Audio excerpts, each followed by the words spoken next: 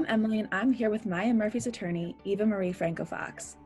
Attorney Fox practices at Maya Murphy's office in Westport, Connecticut, and is admitted to practice law in both Connecticut and New York. My question today for Attorney Fox is, I am getting divorced in Connecticut. What are the steps I need to take to ensure that my prenuptial agreement is properly enforced in court? Thank you for your question, Emily. This is such an important question. The answer to this is so important for people to know when they're getting divorced in Connecticut. A prenuptial and a postnuptial agreement generally needs to be introduced to the court at the very beginning of a divorce proceeding. Meaning, if a party wants to seek enforcement of one of these agreements, they must do so within their claims for relief. Claim for relief is what the parties submit to the court to advise the court of what they're seeking in the divorce. It could be that they're seeking, in the absence of an agreement, an equitable distribution of property. They're seeking a parenting plan. They're seeking for their married name to be converted back to their maiden name. Whatever the claims for relief are, if a party is seeking enforcement of their prenup or postnup, they need to include that in their claims for relief. Now, there are deadlines for when the parties file their claims for relief, and that deadline is different for the plaintiff and for the defendant. For the plaintiff, the deadline is within essentially the initial paperwork that's filed with the court. Generally, a party includes their claims for relief in their complaint.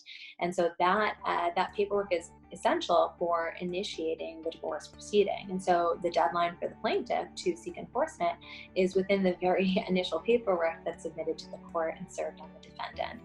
For the defendant, unless the court orders a different deadline, the defendant also needs to include their decision to seek enforcement of the agreement within their claim for relief. So one is their deadline.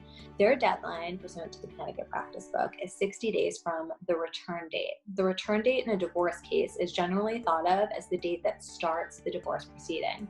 It dictates certain filing deadlines and service deadlines for the party, but generally you can think of it as the deadline that starts the divorce case. And so if the defendant's deadline is 60 days from the return date, it's still fairly early on in the proceeding. If you think about it, these cases can sometimes, if they're very litigated and contested, they can go on for years.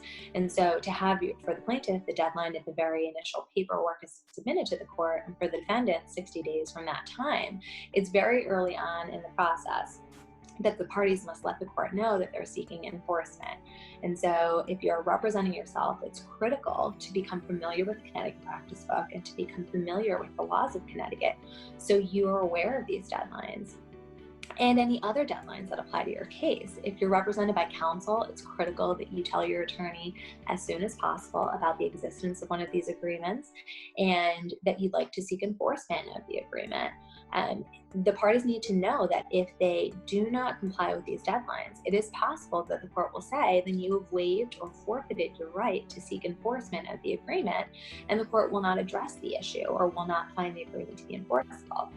So certainly, seek to let the court know as early as possible and do so within the compliance of the applicable laws and rules of Connecticut.